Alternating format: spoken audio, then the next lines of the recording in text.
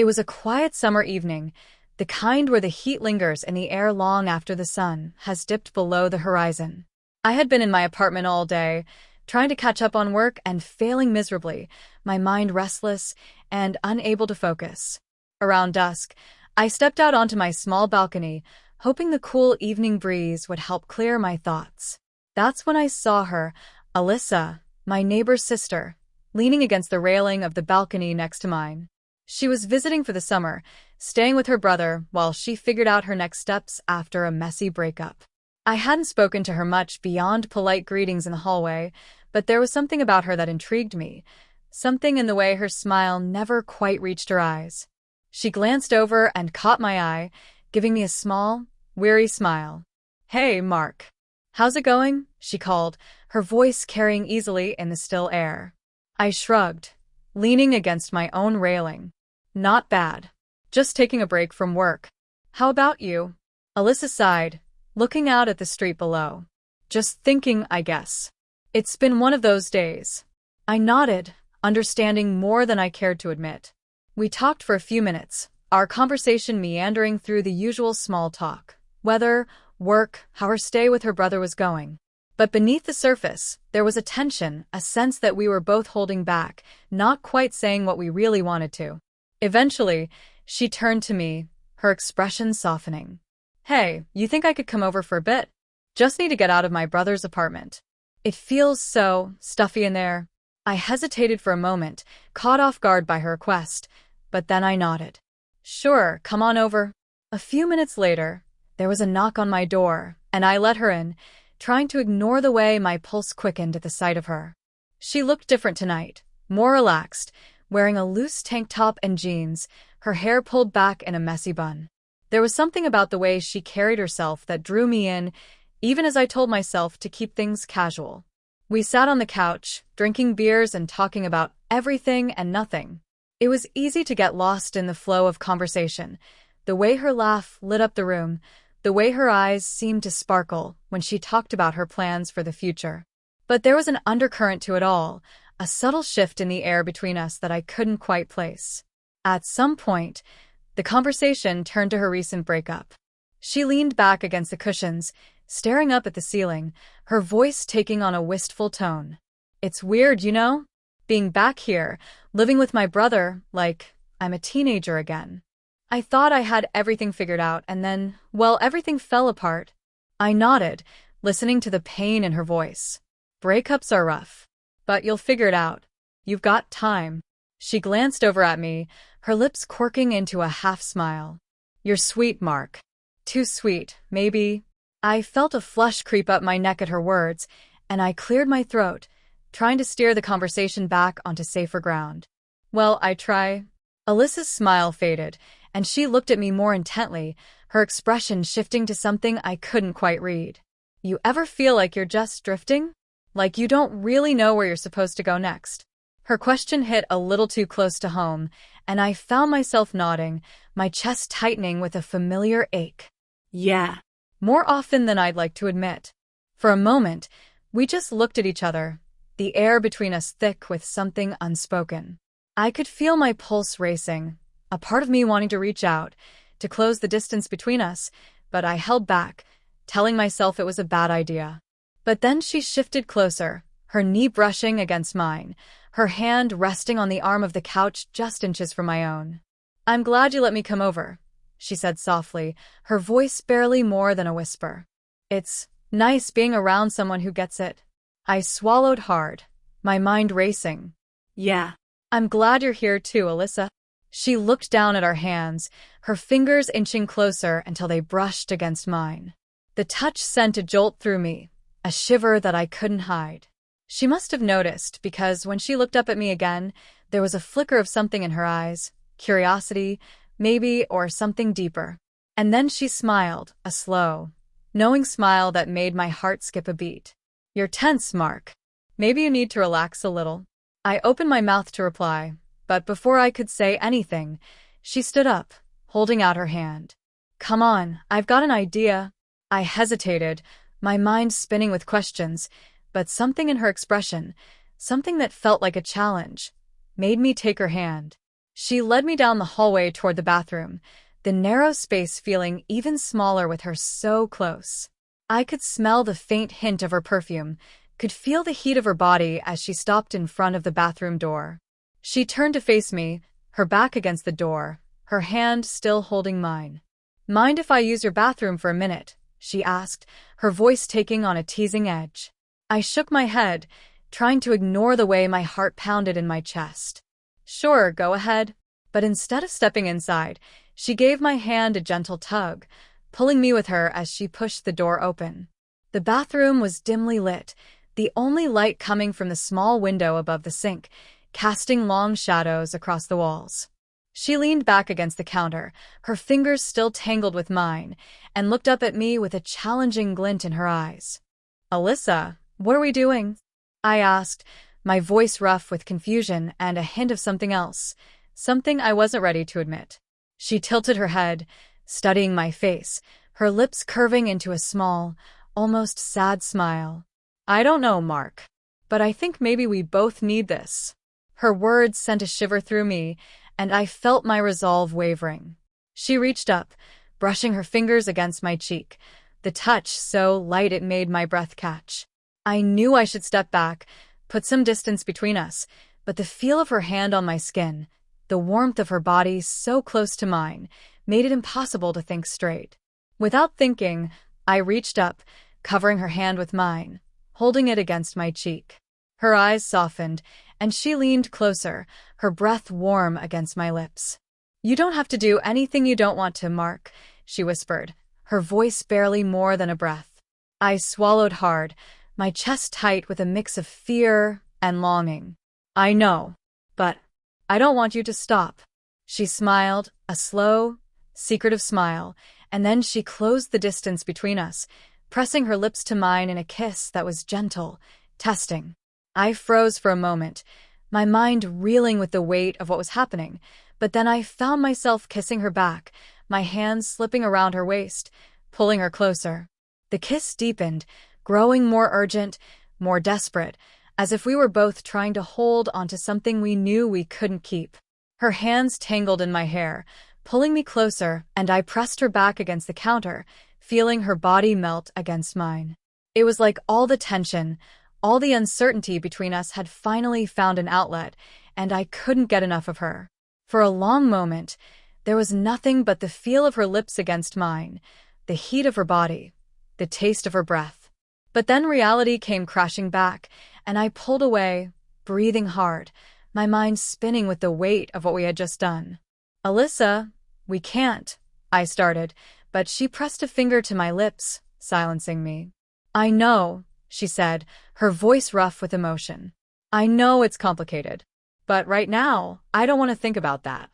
I just want to be here with you." I looked into her eyes, seeing the vulnerability there, the same uncertainty that I felt deep inside. And in that moment, I realized that maybe I didn't want to think about it either. Maybe, just for tonight, we could forget about the rules, the expectations, the consequences. So I kissed her again, softer this time, but just as desperate. And this time I let myself get lost in her, in the warmth of her body, in the way she made me feel like maybe, just maybe, things didn't have to be as complicated as they seemed. When we finally pulled apart, the air between us was thick with everything we couldn't say. Alyssa rested her forehead against mine, her breath coming in soft, unsteady gasps. "Thank you, Mark," she whispered, "for not making me feel so alone." I tightened my grip around her waist, my heart aching with all the things I couldn't put into words. "You're not alone, Alyssa. Not anymore." And as we stood there in the quiet of the bathroom, our bodies pressed together in the dim light, I felt a sense of calm wash over me, a fleeting moment where everything outside of that small space seemed to fade away. Alyssa's breathing slowed, her fingers tracing gentle patterns on the back of my neck, as if she was memorizing the feel of me against her. I closed my eyes, letting myself sink into the moment, letting myself believe, if only for a little while, that we could stay like this, hidden away from everything that would come after. But that moment couldn't last. Eventually, the reality of what we'd done began to creep back in, like the cool air slipping through the cracked window. Alyssa pulled back slightly, her eyes searching mine, and I could see the uncertainty flickering there, the same confusion that churned in my own chest. "What happens now?" she asked softly, her voice barely more than a whisper. Her hand lingered on my shoulder, her fingers gripping just a little tighter, as if she was afraid of what my answer might be. I swallowed hard, my mind spinning with the weight of that question. I wanted to tell her that we could figure it out, that we could find a way to make this work, but the words wouldn't come. All I could think about was her brother, my friend, the guy who lived just a few feet away from us. How would he react if he found out? What would he say if he knew that his sister and I had crossed this line? "I don't know," I admitted, my voice rough with emotion. "I just know that I don't want this to be the last time. I don't want to let you go, Alyssa." She looked at me for a long moment, her expression softening, a small, almost sad smile tugging at the corners of her lips. "Me neither, Mark. But I don't want to mess things up for you. For either of us." I reached up, cupping her face in my hands, brushing my thumbs over her cheekbones. "We'll figure it out. One step at a time. Just stay here with me a little longer, okay?" She nodded, leaning into my touch, her breath warm against my skin. And for the next few minutes, we stood together in the quiet of the bathroom, holding onto each other like we were the only two people in the world. But even as I held her, I could feel the tension growing between us, the knowledge that we couldn't hide in here forever. Eventually, Alyssa pulled back, her eyes glistening with unshed tears. "I should probably go back to my brother's place," she said, her voice shaky. "He'll be wondering where I am." My chest tightened at the thought of her leaving, but I knew she was right. We had already taken things too far, and if her brother found out, well, I wasn't ready to face that yet. I reached out, brushing a strand of hair behind her ear, trying to memorize the way she looked in that moment, her face softened by the faint light filtering through the window. "Okay," I said quietly, my voice barely more than a breath. "But promise me this isn't the end." She smiled, a small, sad smile that made my heart ache. "I promise, Mark. I need some time to think." With that, she leaned in, pressing a final, lingering kiss to my lips, and then she turned and slipped out of the bathroom, leaving me alone with my racing thoughts and the echo of her touch lingering on my skin. As the door clicked shut behind her, the weight of everything we had done settled over me like a heavy blanket. I leaned against the counter, staring at my reflection in the mirror, barely recognizing the man who looked back at me. My mind was a whirl of emotions, excitement, fear, desire, guilt, all tangled together in a knot that I didn't know how to untangle. I stayed in the bathroom for what felt like hours, trying to make sense of what had just happened, trying to convince myself that it wasn't as complicated as it seemed. But no matter how hard I tried, I couldn't shake the feeling that we had crossed a line we couldn't uncross, that whatever happened next would change everything. The days that followed were a blur of uncertainty. Alyssa and I kept our distance, each of us pretending that nothing had changed, that we were the same people we had been before that night. But every time I saw her in the hallway or caught a glimpse of her through the window, my chest tightened with the memory of her touch, the way her lips had felt against mine. And I knew, deep down, that we couldn't keep pretending forever. Then, one evening, just as the sun was setting, there was a soft knock on my door. My heart leapt into my throat, and I opened the door to find Alyssa standing there, her expression uncertain, her hands fidgeting at her sides. "Hey," she said softly, looking up at me through her lashes. "Can I come in?" I stepped aside, letting her in, and she crossed the threshold with a nervous energy that set my pulse racing. She glanced around the apartment, as if taking in every detail, and then turned to face me, her eyes filled with something I couldn't quite name. "I've been doing a lot of thinking," she began, her voice barely more than a whisper. "About what happened between us. About us." I swallowed hard, my hands clenching at my sides. And she took a deep breath, meeting my gaze with a steadiness that surprised me. "I don't regret it, Mark. I can't pretend that I do. But I know it's not simple. I know that we have to be careful, that we can't just dive into this without thinking about what it means." Her words sent a jolt through me, a thrill that I couldn't quite hide. "I don't want to be careful, Alyssa," I said, my voice rough with emotion. "I want to be with you, but I'll do whatever you need. Just tell me you want this too." She hesitated, and for a moment, I thought she might turn and walk out the door. But then she stepped closer, her fingers brushing against mine, a small, hopeful smile tugging at the corners of her lips. "I do, Mark. I want this. I want you. But we have to take it slow. I can't afford to lose everything, and I know you can't either." I nodded, relief flooding through me, and I reached out, pulling her into my arms. She wrapped her arms around my waist, resting her head against my chest, and for the first time in what felt like forever, I allowed myself to hope that maybe, just maybe, we could find a way to make this work. We stood like that for a long time, wrapped in each other's warmth, the weight of our decisions settling over us. I knew that the road ahead would be difficult, that there would be moments of doubt and fear, but as I held Alyssa close, I also knew that I wasn't willing to give up on what we had found. Eventually, she pulled back, looking up at me with a softness in her eyes that made my chest ache. "I should go back to my brother's," she said, her voice quiet but steady. "But "I'll come back. Tomorrow?" I smiled, cupping her face in my hands, pressing a gentle kiss to her forehead. "Tomorrow. And the next day, and the day after that, until we figure this out." She nodded, her expression softening, and then she turned and slipped out the door, leaving me alone in the dim light of the hallway. But this time, the silence didn't feel quite so heavy. This time, there was a glimmer of hope, a sense that maybe, just maybe, we had found something worth fighting for. As I watched her walk away, I knew that we still had a long way to go, that there would be challenges and obstacles we couldn't yet see. But I also knew that I was willing to face those challenges if it meant being with her. And whatever came next, we would face it together, one step at a time. Alyssa's footsteps faded down the hallway, leaving me standing at the door, my mind still buzzing with everything we had just shared.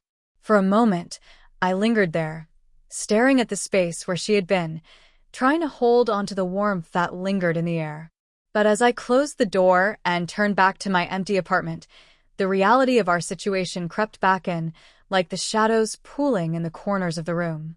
The next day felt like an eternity, the hours dragging by as I went through my routine, pretending that I wasn't counting down the minutes until I would see her again. Every time I caught a glimpse of her through the window, talking with her brother or laughing on the balcony, my chest tightened with a mix of anticipation and uncertainty. I wondered what she was thinking, if she felt the same pull that had kept me awake half the night. When evening finally came, there was a familiar knock on my door. I opened it to find Alyssa standing there, her face flushed from the cool evening air, her expression tentative but hopeful. Without a word, I stepped aside, letting her in, and she slipped past me, her fingers brushing against my arm as she moved into the living room. She turned to face me, a small, nervous smile playing on her lips. "Hey," she said, her voice barely more than a whisper. "I told my brother I was going for a walk, but I couldn't stay away." I reached out, taking her hand in mine, pulling her closer. "I'm glad you're here, Alyssa. I've been thinking about you all day." She looked up at me, her expression softening, and for a moment, all the doubts and fears seemed to fade away. We stood there in the middle of my living room, the evening light casting a warm glow through the window, and it felt like we were the only two people in the world. I could see the same uncertainty in her eyes, the same unspoken questions, but beneath it all, there was a longing that mirrored my own. Without thinking, I reached out, tucking a loose strand of hair behind her ear, my fingers lingering against her cheek. "I don't know what this is," I admitted, my voice rough with emotion. "I don't know where it's going, but I know that I don't want to lose it. I don't want to lose you." She closed her eyes, leaning into my touch, her breath catching. "Me neither, Mark. I felt so lost, and you make me feel like maybe I don't have to be alone." I swallowed hard, the weight of her words settling over me, and then I pulled her into my arms, holding her close. We stayed like that for a long time, wrapped in each other's warmth, as the last light of day faded outside, leaving us alone in the soft glow of the streetlights. It felt like the world had shrunk to just the two of us, like everything beyond the walls of my apartment didn't matter. Eventually, Alyssa pulled back, looking up at me with a small, nervous smile. "Do you want to sit with me?" she asked, her voice barely more than a whisper. I nodded, leading her over to the couch. We sat together, side by side, our shoulders brushing, and I reached out, taking her hand in mine, feeling the steady beat of her pulse beneath my fingers. It was a simple gesture, but it felt like a promise, one that we didn't yet have the words to define. As the evening wore on, we talked about the things we'd been afraid to say before. She told me about her fears, her uncertainty about the future, the way she'd felt trapped in her old life. And I told her about my own struggles, my feelings of being stuck in a life that never quite felt like my own. It was raw and messy, but it felt like we were finally being honest, like we were letting each other see the parts of ourselves that we'd kept hidden. And in those quiet moments, I realized that whatever this was, whatever it might become, it was something real, something worth holding on to. But just as we began to feel like we might have found a fragile piece, a shadow passed over Alyssa's face, and she looked down at our joined hands, her expression troubled. "Mark, I need to tell you something," she said softly, her voice trembling. "My brother, he's starting to notice that something's different. He's asked me if I've met someone."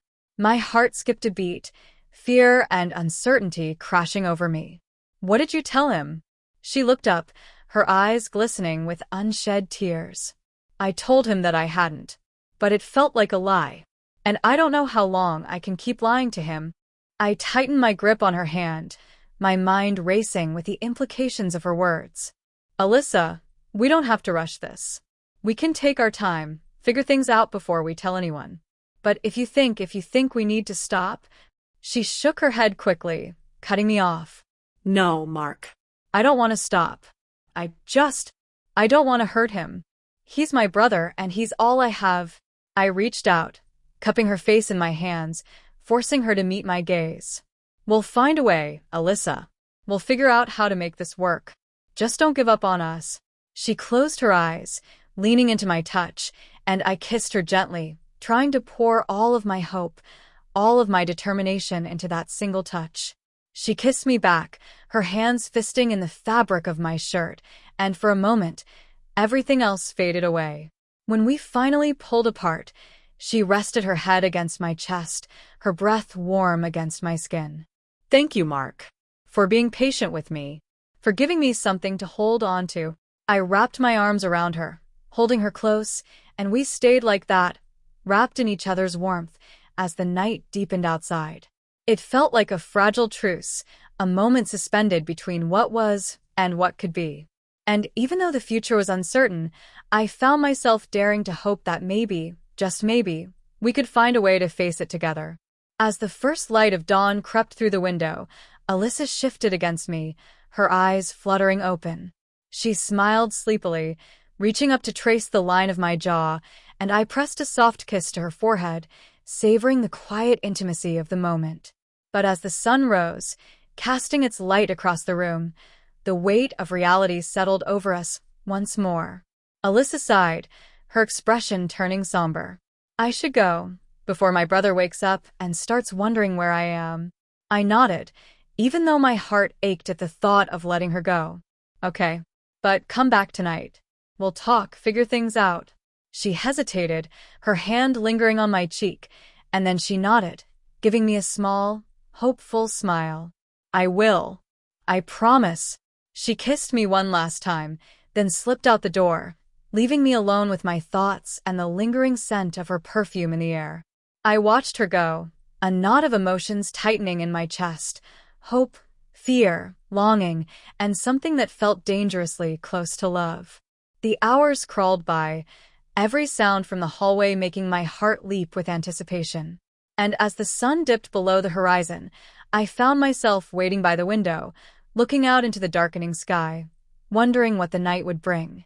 When the knock finally came, I opened the door to find Alyssa standing there, her face flushed from the cool night air, her expression uncertain but determined. She stepped inside, her hand slipping into mine, and I felt a surge of relief wash over me. We didn't have all the answers, and the path ahead was filled with uncertainty. But as I held her close, feeling the steady beat of her heart against mine, I knew that whatever happened, we would face it together. And in that moment, standing in the doorway with Alyssa in my arms, I realized that maybe that was enough. Maybe, in a world filled with doubts and complications, finding someone who made you feel seen, who made you feel understood, was all that really mattered. And so, we faced the night, hand in hand, knowing that whatever came next, we would face it together, one step at a time.